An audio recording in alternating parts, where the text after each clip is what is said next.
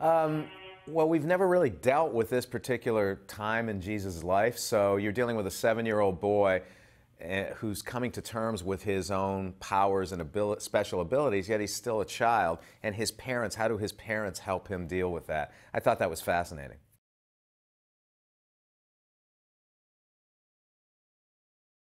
It started with a book. The book was a bestseller by Anne Rice. The book was called Christ the Lord. It was brought to us by the director and writer Cyrus Nowrasteh.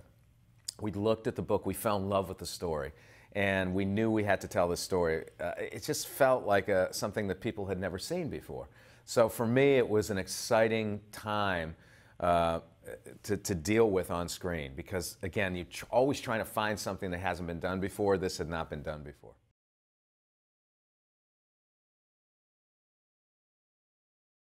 I think he was, the fact that he was such an, I've cast kids in the past, cast kids in Harry Potter and Home Alone, and so I know the drill when it comes to looking at thousands and thousands of videotapes and trying to find the right kid. With Adam, we found a kid who could actually do an entire scene, and he lost himself in the scene. He embodied that character. I'd never seen that with an actor that young. I was really impressed. And he had this photogenic, sort of haunted quality. The camera loved him, so that was an easy choice.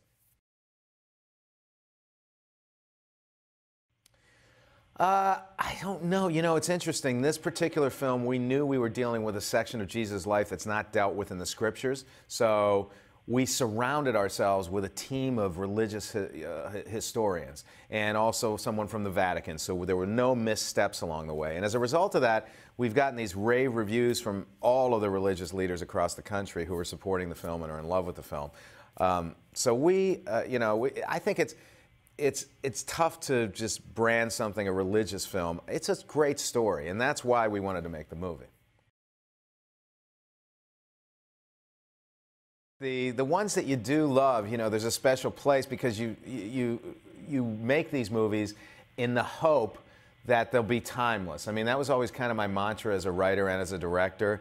I always wanted movies, even when I was writing movies like Gremlins and Goonies and then getting into Adventures in Babysitting and Home Alone, you wanted those movies to feel sort of timeless. I thought ahead, in 25 years, 30 years, when people are watching them on TV, I want them to feel as if they were made yesterday. Some of the clothes are going to be dated, that sort of thing. But at the same time, I wanted them to still feel fresh. So that was very important to me. No one favorite, no. All favorites, I mean, most of them favorites for different reasons. I don't tend to go look back a lot. I really want to move forward. I feel I'm about halfway through my career, which is a long career, I guess, if I go another 30 years. But it depends on how I'll be doing when I'm 80 something. But for me, it's really important that I look ahead and don't look back.